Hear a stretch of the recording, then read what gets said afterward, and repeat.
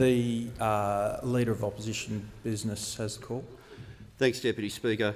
I move an amendment to the motion that's been moved by the Minister, that the following words be added. Mr Laming be discharged from the Employment, Education and Training Committee.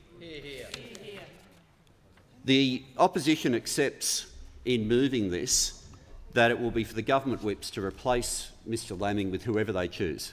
We're not seeking to shift from the practice that the whips recommend who become members of committees.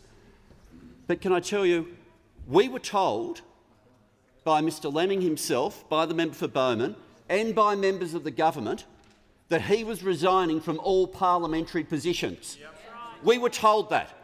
And when we agreed to the motion today for what the order of business would be today, committee memberships was one of the things we agreed to, presuming there would be the opportunity. So we didn't raise it in question time because the government had specifically nominated that they would deal with committee memberships. And then we get to committee memberships, and guess what the one is that they don't want to change? After everything we heard about the member for Bowman over the break, we get back here and nothing has changed. After everything we dealt with for weeks and weeks in this Parliament, we get back here today and we discover nothing has changed. We find that committee memberships that were reported to be changed in April will now be tidied up. But someone who announced he was going in March, nothing's going to be done. Every single day since that announcement that they did as part of their media management, every single day since that announcement, he's been collecting the salary of chair of the committee.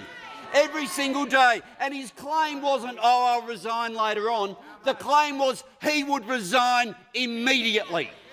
That's what we were told, that he would resign immediately. And why were we told? Why was it important that he would resign immediately? Because the member for Bowman is not fit to be a member of this parliament. The member for Bowman is not fit to be a member of the House. And this government is relying on the tainted vote of the member for Bowman to retain any majority in this place. He has a long history of trolling and abusing his own constituents on Facebook. He publicly accused one woman of misappropriating charity funds, leading her, under pressure from him, considering taking her own life. He targeted another woman and her husband with abuse for 6 years. 6 years. This man has been targeting his constituents with abuse. When he was exposed on 9, he apologised over there. He apologised for the abuse in the parliament. And then within hours he was sending messages saying, didn't even know what he was apologising for. If you behave that way, you are not fit to be a member of Parliament.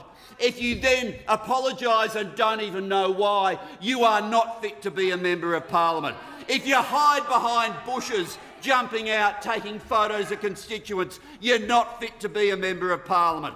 If you offer a $100 reward to people to help identify who another member of Parliament has been seen with in public, you are not fit to be a member of Parliament.